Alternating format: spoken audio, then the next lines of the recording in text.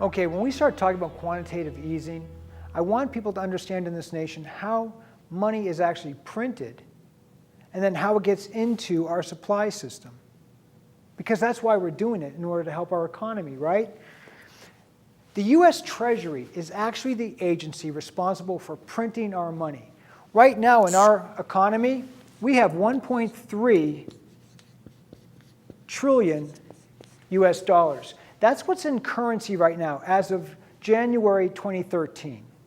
So that's every nickel, dime, quarter, $100 bill, all added up, 1.3 trillion.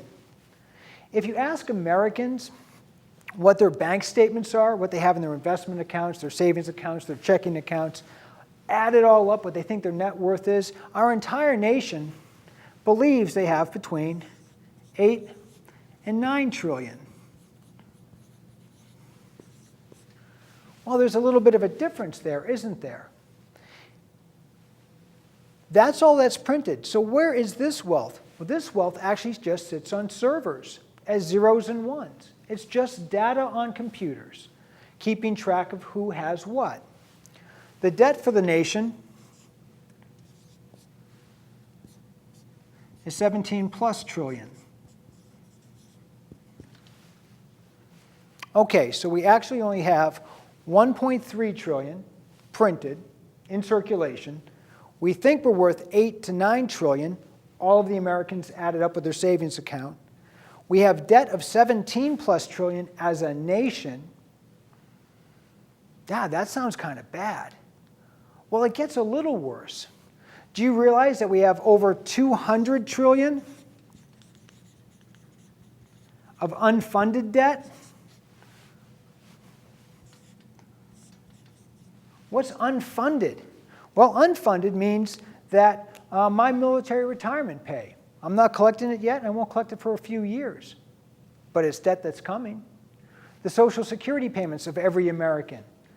They may not be collecting it now, but it's debt, and it has to be paid sometime. Those are unfunded expenditures that are going to hit the books. More than 200 trillion. Wow, that's a lot of money. Yeah, it really is.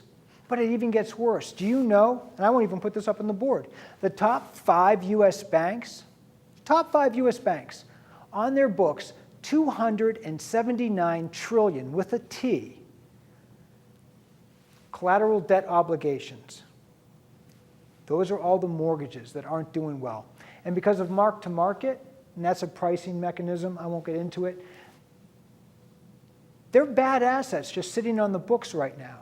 So if my top 5 US banks have 279 trillion of collateral debt obligations, and I've got 200 trillion of unfunded expenditures that are going to hit the books someday, that will add to the 17 trillion of current debt I have, we should have kind of an understanding of how the Fed works.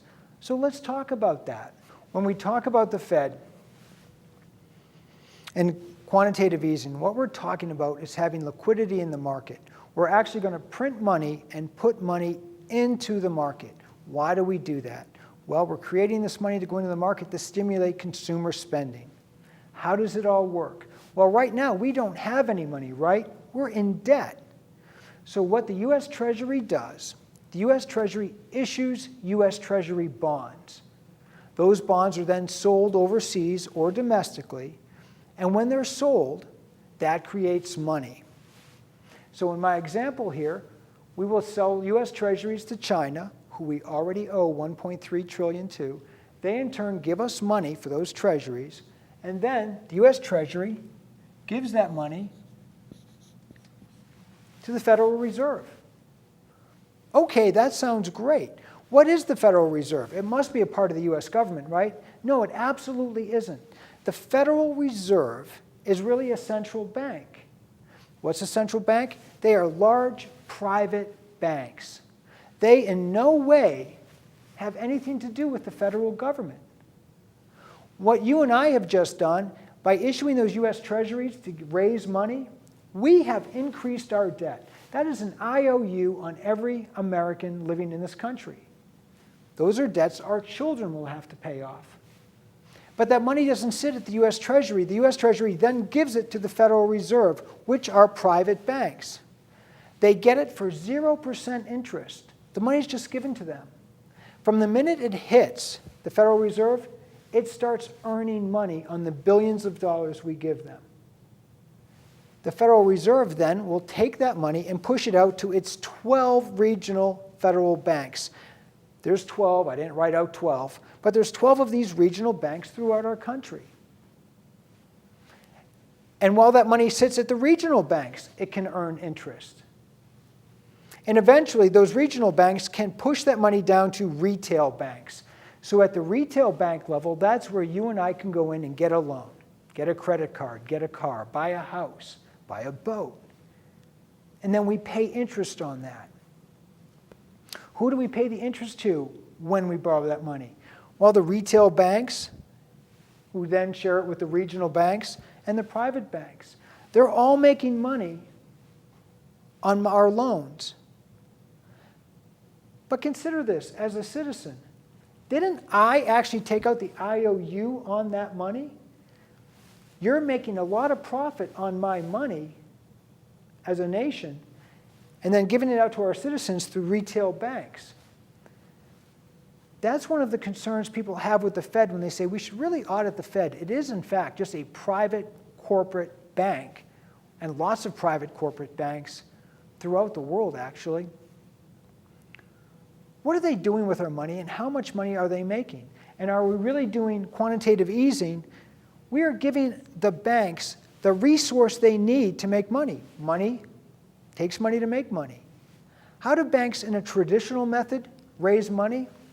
In the older days, and they still do it this way, but your small retail banks inside your neighborhoods and towns, they get money by offering interest rates on deposits. And so you may go in and buy a CD, you may go in and open a savings account, open a checking account, leave your money there on deposit with that local bank.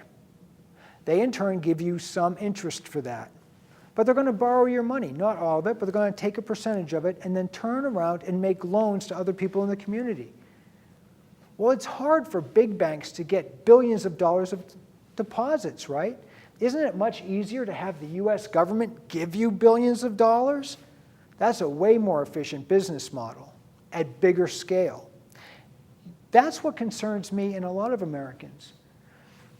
If the money is debt that we owe as Americans, that corporate banks are getting for zero cost, making money on it while it's in this system, and then ultimately lending it out to me for more profit.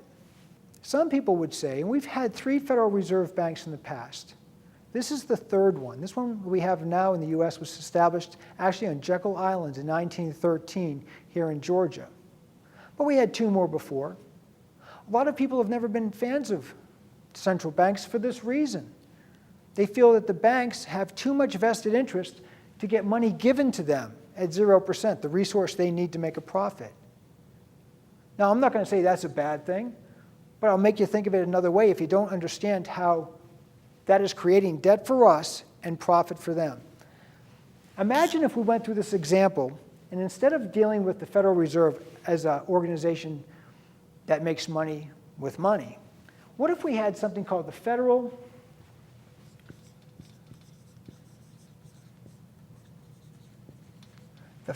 Petroleum Reserve? What if we decided that gasoline and oil is so important to our economy that we've really got to keep a steady supply? We don't want gasoline prices to spike from $3 to $5. We don't want to be concerned of what we're going to need in the summertime or the wintertime or the springtime. Let's get a Federal Petroleum Reserve to actually level that out and make the decisions. And what if this Federal Petroleum Reserve wasn't private banks? We'll change that and call it oil companies.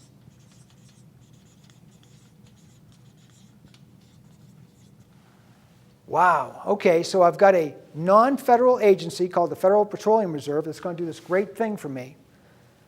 It is made up of oil companies like Exxon, BP, Standard, Marathon. And instead of having 12 regional banks, we're going to have 12 distribution centers. And so we'll have oil distribution centers. And instead of retail banks, we'll call these gas stations.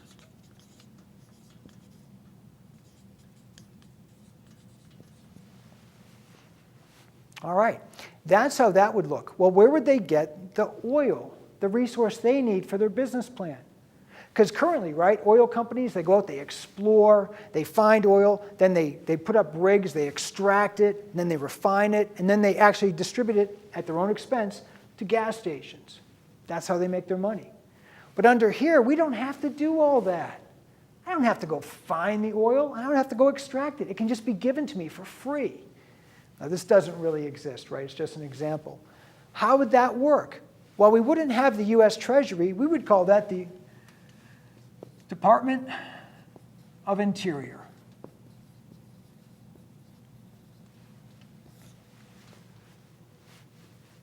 Imagine that.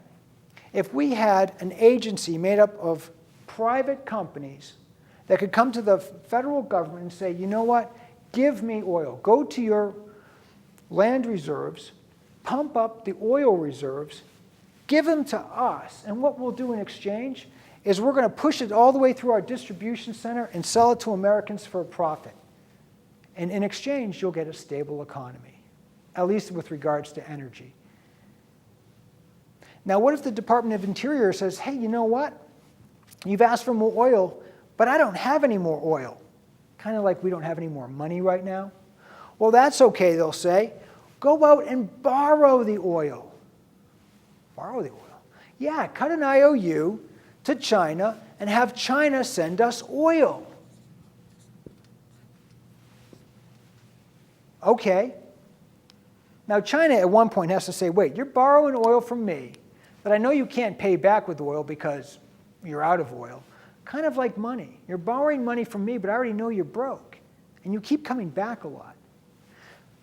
In this example, if we were borrowing oil from China, that's an IOU on all of us as a nation. It's ringing up debt. We're giving up resources that were our assets so that private companies can make a profit. That's my concern with the Fed. Is it right? Is there a conflict of interest when they can make great sums of money at our expense by making us and our kids take on more debt? All in the name of stimulating the economy. All in the name of ultimately making loans to us through retail banks. You can decide if you think it's right or wrong. I hope that that idea of the Federal Petroleum Reserve, which is just an example, kind of illustrated how that can work.